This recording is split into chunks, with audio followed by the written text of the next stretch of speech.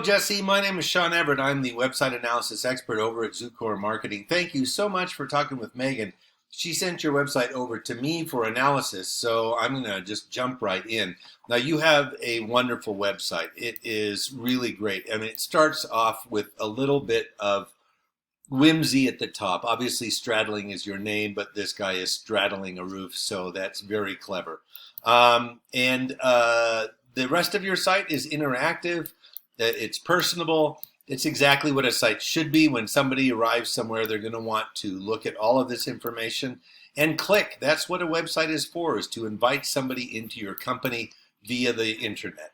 Now, what I will tell you is that I'm not here about the aesthetic part of your site at all. I'm here about what the interior of your site is, because the interior is what is going to determine whether people actually come to it or not. Now, that sounds like a weird claim because, a lot of people think that the reason that people come to their site is from some outside influence, but it's not. It's actually what is in your website. And I'm going to walk you through everything in this analysis and show you what I found. Now, the first thing I do after looking at your site is I actually go to this paid tool that I have called Ahrefs. It shows me the metrics of your site and how it's been performing over the last couple of months. And that's important. And I can tell you that your site is underperforming. And it's not going to take much to fix. Now, the next thing I do is a regular old Google search for Mesa, Arizona roofers, as you can see.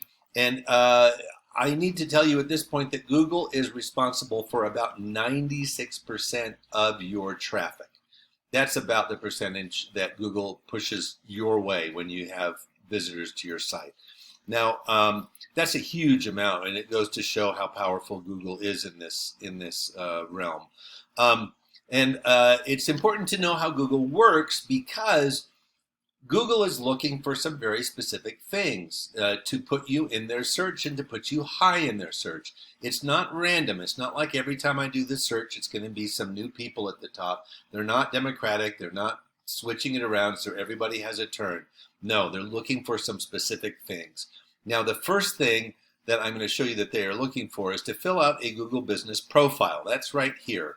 These folks have done exactly that, and they have done so well enough that they are up here in what we call the map path.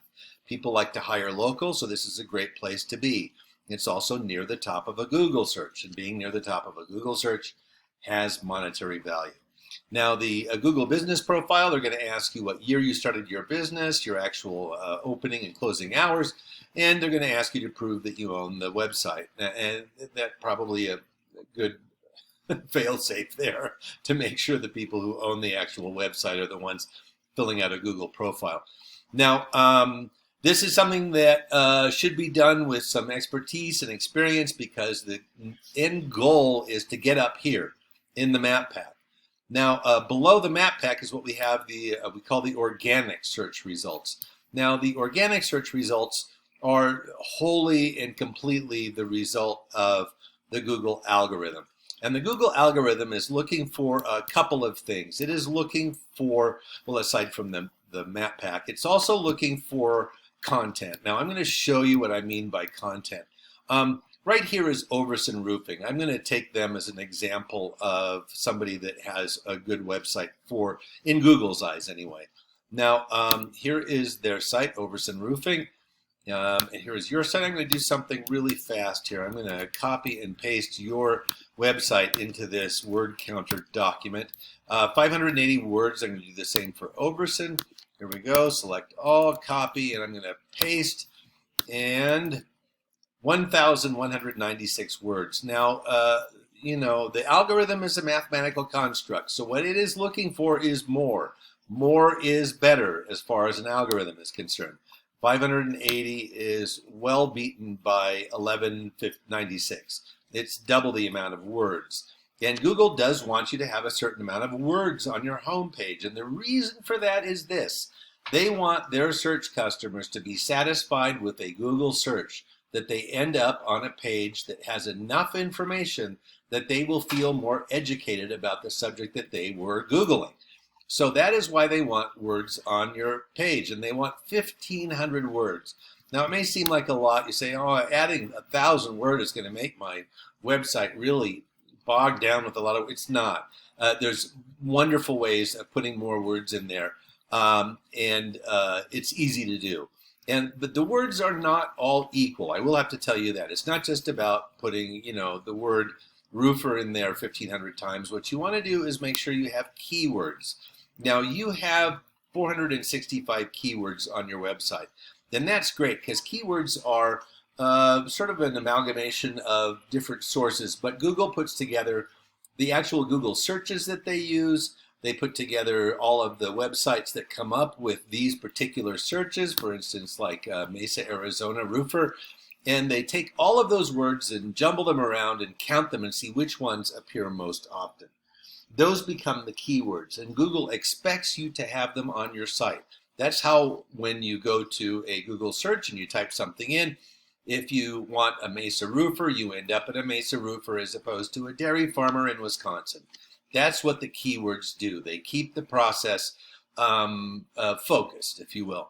Now, I'm going to show you, first I'm going to show you your keywords here. What did I say? You had 465. Here's what Overson had, 534. Again, they win this. Not by a large margin, but they win. And that's why they are up in the middle of this map pack. Now, the next thing I'm going to do is show you their actual keywords. Roofers, Mesa, Arizona, obviously.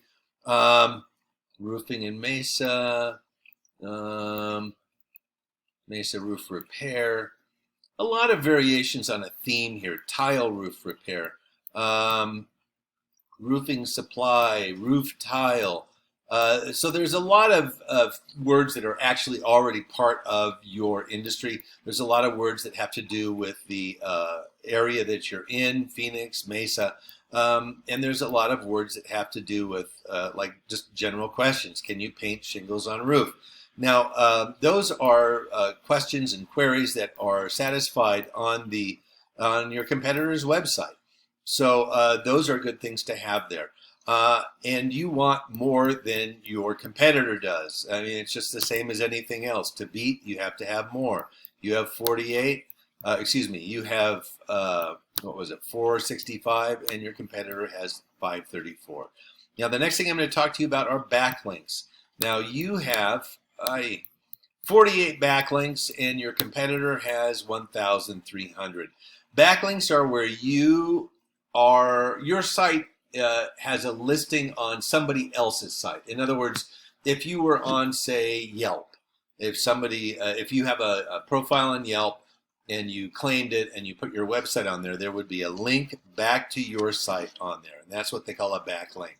Now, you want backlinks because the way that Google looks at it is that if there are more people talking about you, then you must be more important. And talking about you is the same to Google as having a link to you. So the more people that link to you, the more important you must be. And they want their search customers to go to places that are more important. So for that reason, they want you to have a certain kind of backlink, and that is one that is highly rated.